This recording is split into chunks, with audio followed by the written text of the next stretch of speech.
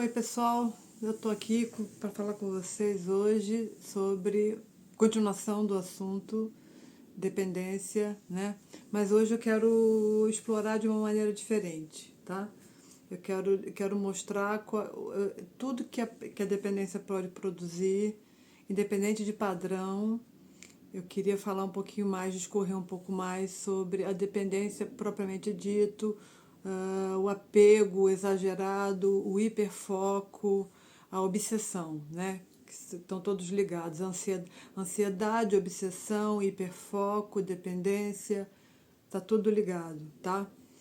Então, normalmente, quando a gente está ansioso, né, por alguma coisa, é, a gente cria uma prospecção do futuro, né? A gente fica muito preocupado, a gente fica com muito medo do futuro, né? E então o futuro é aterrorizante. O que vai acontecer no futuro? O que pode acontecer de mal no futuro? Então a gente tenta antever o que pode acontecer no futuro, mas normalmente a mente tenta antever de uma maneira negativa. Então ela pinta os piores quadros possíveis e imagináveis do futuro é, é, na mente. E a mente, como boa criadora que é, porque ela é uma criadora em potencial, ela é uma realizadora, ela é uma diretora de cinema, né? Aqui no Portugal chamamos de realizador, né? No Brasil é diretor de cinema. Então a mente ela é uma diretora, uma realizadora de primeira linha. Então conforme a pessoa vai pensando, vai pensando, vai pensando, vai pensando, o que acontece quando o evento se aproxima? A pessoa ela tá tão tensa, porque o medo ele gera tensão, ele gera estresse, ele gera tensão, ele gera não espontaneidade.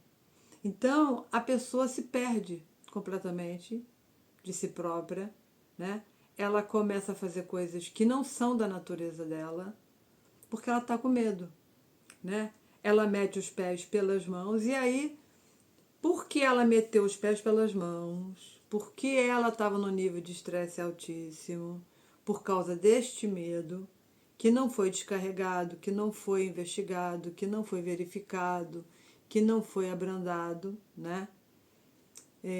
Então, esse medo vai lá, toma frente e destrói o sonho da pessoa, porque aí a pessoa vai e mete pés pelas mãos e faz coisas que normalmente ela nem faria se ela não tivesse tomada por um nível de ansiedade tão elevado como ela estava.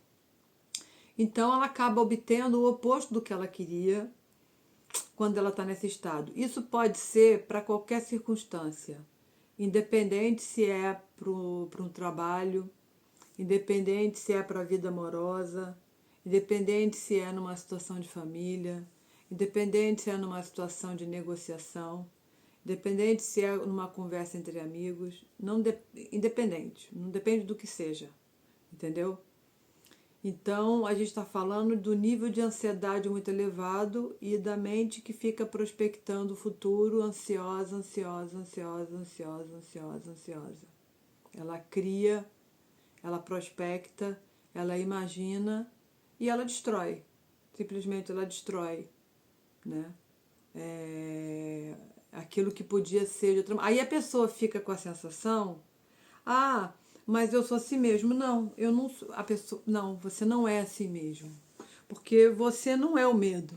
O medo é um estado emocional transitório. Você não pode dizer que você é uma emoção que é transitória. Porque você não é transitório. Entendeu? Você não é transitório, então você não pode dizer que você é uma emoção transitória. Porque por mais que o medo esteja constantemente com você, ele não está o tempo todo com você. Então tem momentos que você não está vivendo medo. Então você é mais que o medo. Então você não pode dizer, eu sou assim mesmo. Não, você não é assim mesmo. Você é tomada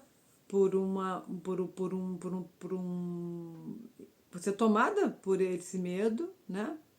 E esse medo, quando ele toma você, como um programa, como um software que fica fazendo você rodar igual o ratinho rodando ali na caixinha sem sair do lugar, você acaba sempre tendo o mesmo tipo de reação quando você está sob pressão ou quando você está com medo de perder alguma coisa ou quando você está prestes a alcançar alguma coisa que você queria muito e aí você vai lá e dá um tiro no pé por causa do medo.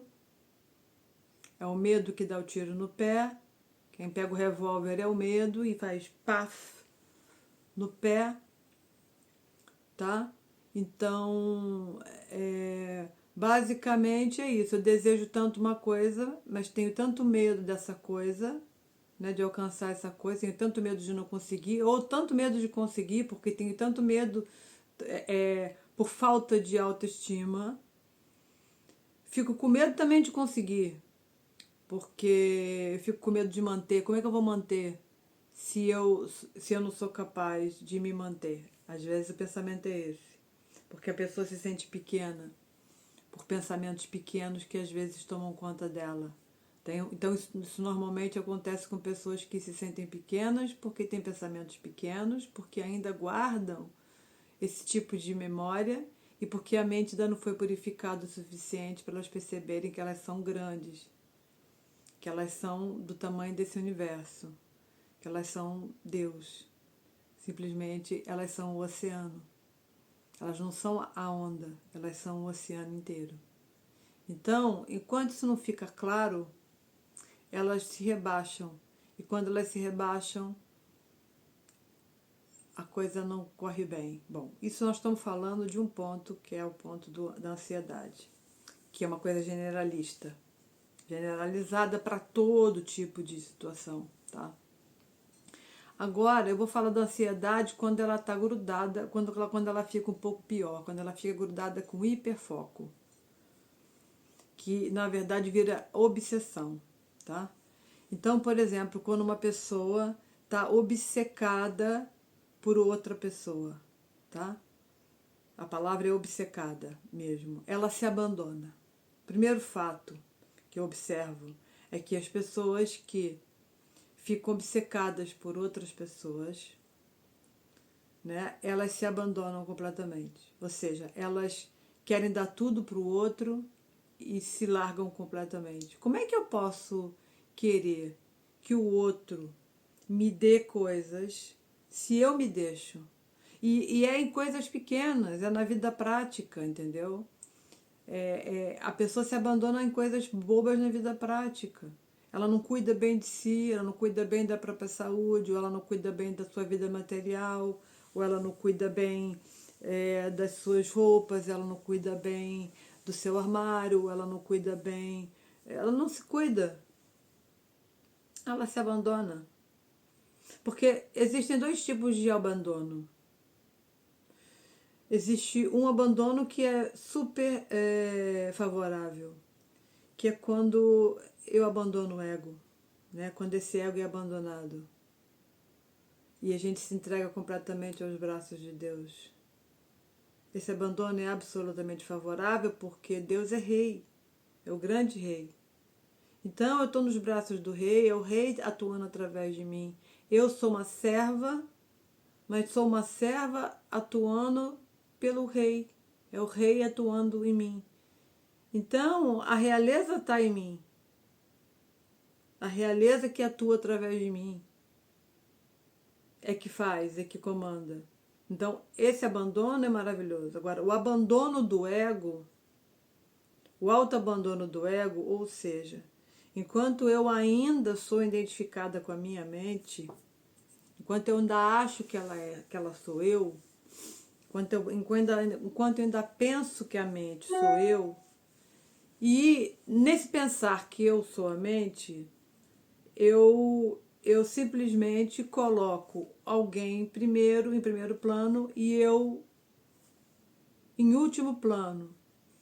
E aí, como eu não estou ainda em parceria com Deus total, né? Eu conto com a mente esquece de pagar conta, a mente esquece de coisas práticas, a mente esquece de tomar remédio, a mente esquece de almoçar, a mente esquece de tomar vitamina, a mente esquece de lavar o carro, a mente esquece de fazer o seguro do carro, a mente esquece de tudo o que é para ela, pessoa, e fica obcecada em prestar atenção e tomar conta da vida de uma outra pessoa que ela está apaixonada ou que ela está envolvida.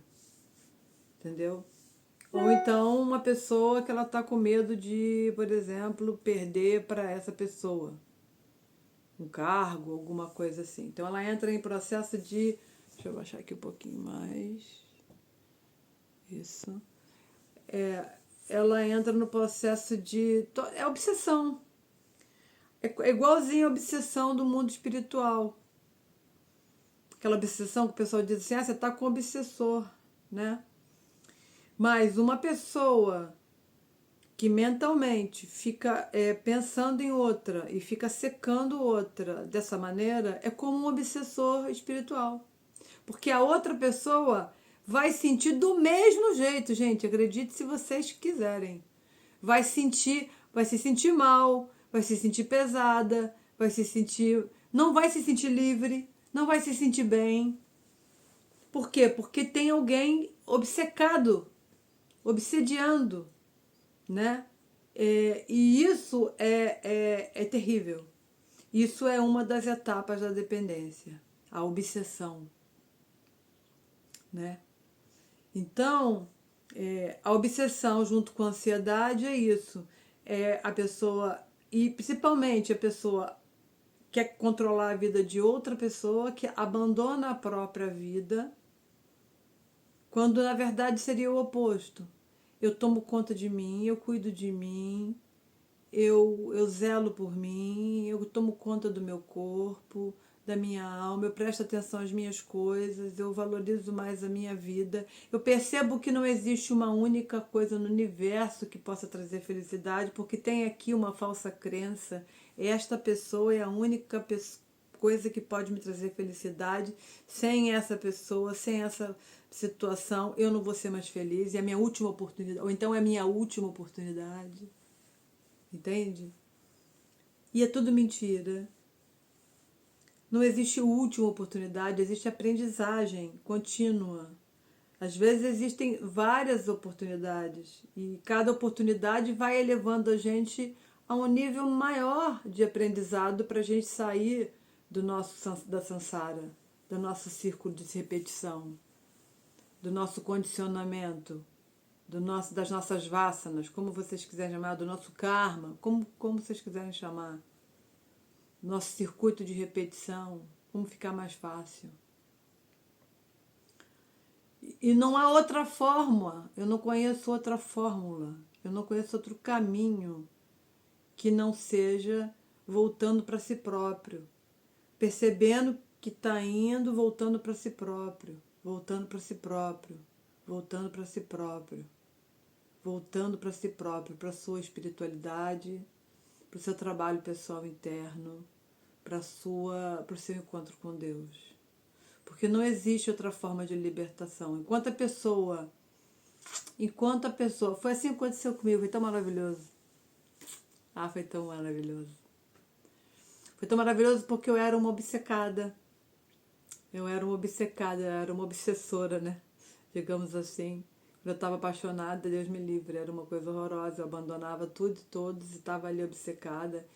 E fui mudando de relacionamento e era assim, fui mudando de relacionamento e era assim, e sempre frustrada, e sempre dando errado, e sempre sofrendo, e sempre perdendo, e sempre dando errado, até que chegou um dia que eu disse pra mim mesma, não aguento mais. Chegou esse dia, que eu realmente estava exausta, não podia mais passar por aquilo, não dava mais para passar por aquilo. Esse dia foi um dia importante, mas ainda não foi o final. Mas foi o início do fim. Eu diria que foi o início do fim. Quando eu fiquei exausta de estar nessa condição. Porque isso é importante. A pessoa tem que estar cansada. Porque enquanto a pessoa encontra algum prazer em estar nessa situação, porque às vezes dá prazer. Sofrer às vezes dá algum prazer. Ficar nessa adrenalina do vai não vai pode dar algum prazer. E esse prazer pode ser um prazer viciante. É importante dizer isso, tá? Então, eu cansei mesmo. Deixou de ser prazer total, vai e vem e vai, não tinha mais prazer nenhum, zero. Cansei, cansaço total. Chegou um momento que para mim o mais importante era me livrar daquilo, era ser livre. Começou o meu processo de querer me libertar daquele padrão a princípio. Eu não pensei que eu pudesse ser livre totalmente de outros problemas ou de outros processos da minha vida, né? E quando eu cheguei nesse ponto onde eu disse chega, eu estava de saco cheio, eu comecei um processo comum e normal de começar a estudar coisas e fazer terapia muito intensiva, e fazer muitos grupos de terapia, e fazer muitas leituras sobre dependência, sobre codependência, sobre porque eu me vi como uma dependente, me assumi assim. E fui aí até que encontrei que o meu mestre espiritual. Dei um passo atrás e fiquei com receio em relação a ele, porque eu não estava madura ainda, não estava ainda preparada para ele, que é o Moody, meu amor, meu amado, meu mestre, meu eterno Pai. Minha cabeça estará eternamente aos seus pés e minha gratidão será eternamente sua.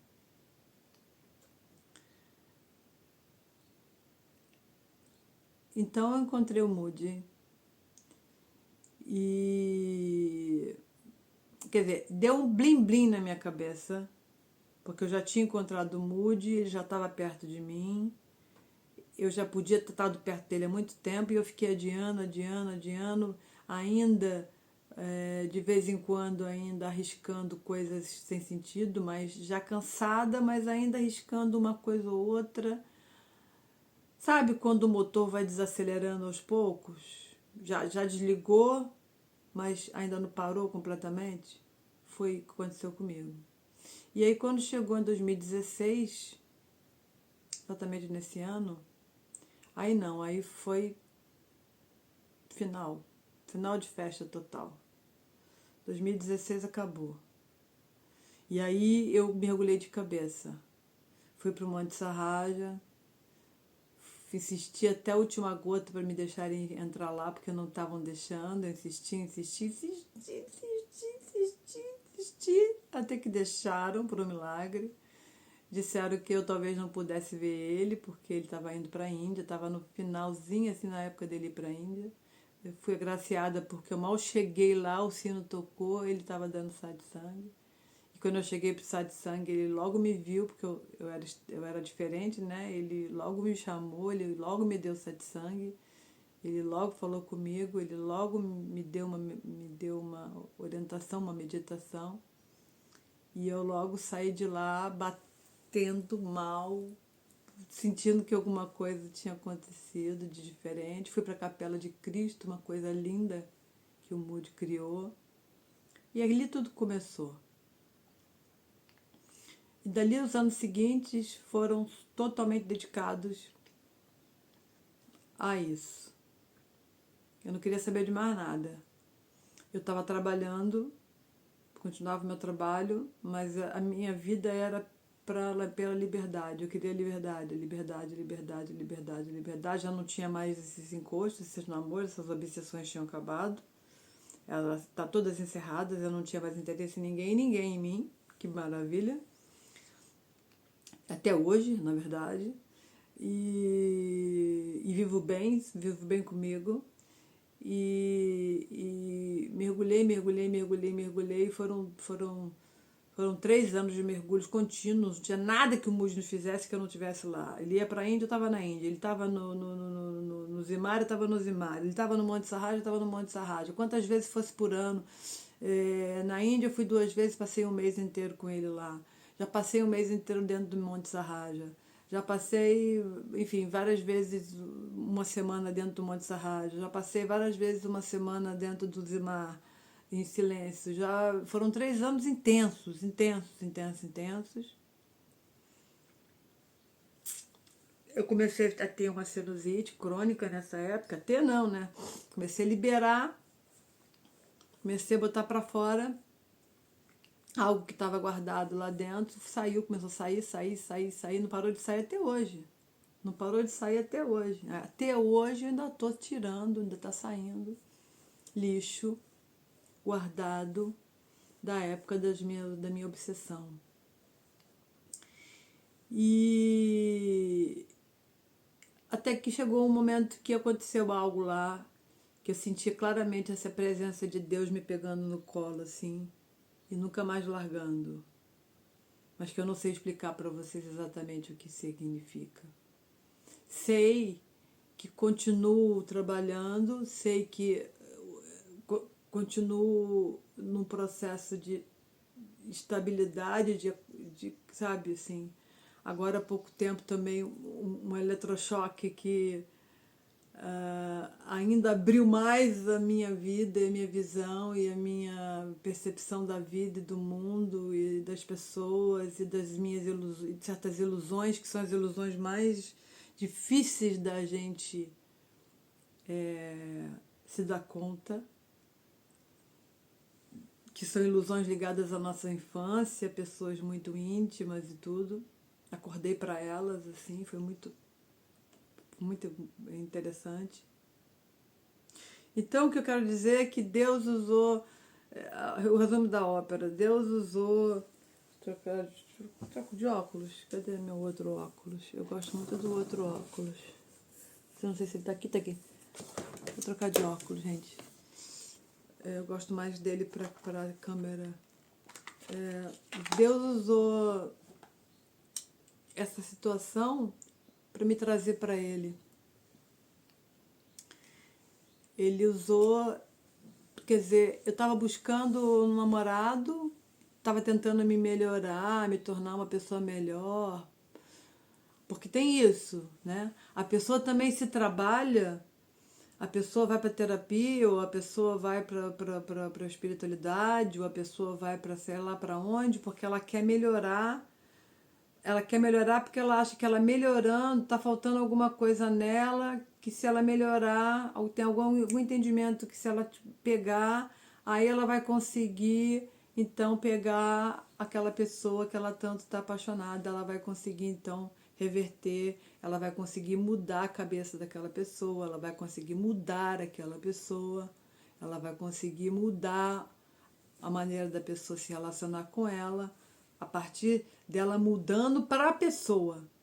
Ela não entende que a mudança dela é uma mudança orgânica e natural, e essa mudança que ela tanto quer é a mudança é uma mudança egóica que não vai levar para lugar nenhum. Que não vai levar para lugar nenhum. Ela não vai conseguir nada com essa mudança do ego, essa mudança mental, essa mudança teatral, que é uma mudança teatral, né? Não vai levar para lugar absolutamente nenhum, né? Então, assim, Deus usou os amantes do mundo para eu encontrar o meu grande amado. O meu grande amado que é Deus. Então, eu caí no colo dele. E foi maravilhoso perceber isso, né? Foi maravilhoso perceber isso. Então, eu tenho profunda compaixão, profundo amor pelas pessoas que vivem esse tipo de situação de dependência e de obsessão por outra pessoa. Só que essa obsessão, ela pode tomar caminhos diferentes do que tomou o meu. Eu fui cair no colo de Deus, porque eu cansei. Mas tem pessoas que podem enlouquecer, tem pessoas que podem adoecer, tem pessoas que podem não compreender o que está acontecendo com elas, entendeu? Qual é o chamado real delas. E o chamado real delas é para a liberdade. Elas têm que ser livres, sabe? Pode ser que não aconteça como eu, porque no meu caso eu sou um eremita, isso já faz parte. Eu gosto de estar sozinha, eu me sinto preenchida, meu mundo é um mundo cheio de coisa, sabe? Eu sinto que eu tenho um mundo cheio, mas vão haver pessoas que vão se libertar e vão, de repente, encontrar parceiros saudáveis, entendeu? Pessoas que do nada vão aparecer na vida delas e vão ser companheiro delas e a vida delas vão para frente de uma maneira totalmente diferente, sem esforço, sem obsessão, sem medo, sem angústia, sem ansiedade. Sem ansiedade. Mas isso é um processo. Isso é um processo, tá? Para já, o aprendizado é desaprender mesmo, é parar de querer mudar, parar de querer mudar por outra pessoa, parar de querer fazer coisas para provar coisas para outra pessoa, entendeu? Parar de dar muita atenção ao que o outro pensa sobre ela, principalmente esse outro pelo qual eu tenho obsessão, entendeu? Então isso vale muito para as questões de obsessão misturados com tá fazendo aquele ali tá fazendo mais eu acho, né, que tá fazendo mais, não, tô maluca, sei lá qual que tá fazendo mais, não, aquele ele tá fazendo mais do que esse, enfim. Se calhar eu vou tirar os dois e vou falar agora sem nenhum dos dois. Pronto. E então, o mais importante é o resgate de si próprio, é o abandono do outro e o resgate de si próprio, porque nesse processo de obsessão, de ansiedade, de dependência, de apego excessivo, de medo excessivo, de prospecção excessiva do futuro, de tentar ser melhor para poder obter uma coisa, de tentar fazer milhões de coisas, mil peripécias, mil malabarismos por causa do outro, sabe? O que é uma coisa extremamente sufocante, porque se eu pego o outro, eu não sei o que fazer com ele. Por quê? Porque eu tô tão inautêntica, eu tô tão na mente, eu tô tão no ego, eu tô tão não preciso pegar o outro, porque o outro sabe, é a prova de que eu consegui. E isso é o ego querendo conseguir. É o ego que precisa provar que ele não vai ficar sozinho. É o ego que precisa provar que vai conseguir casar. É o ego que precisa provar que ele não é torto. É o ego que precisa provar que ele é igual a todo mundo. É o ego. Então, quando o ego consegue, o próprio ego não sabe o que fazer, ele fica sufocado. Por quê? Porque ele é um ator. Então, só pode dar certo quando a pessoa abandona este ego e vai em busca de si própria, se entrega nos braços de Deus e deixa Deus resolver a situação para ela. E aprende a estar sozinha, aprende a estar consigo própria por um tempo, aprende o prazer da própria companhia, porque enquanto uma pessoa não se sentir feliz consigo própria, enquanto ela não sentir realmente prazer na companhia, enquanto ela não se sentir feliz porque ela existe, feliz com a própria companhia, esquece que ela vai obter isso de fora, de alguém. Esquece. Ela pode fazer todas as peripécias teatrais que ela quiser, ela não vai conseguir, porque tudo que é do ego é teatral.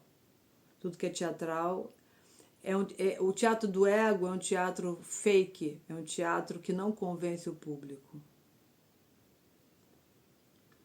E o público, no caso, é a pessoa, o objeto, o trabalho, ou seja lá o que a pessoa queira.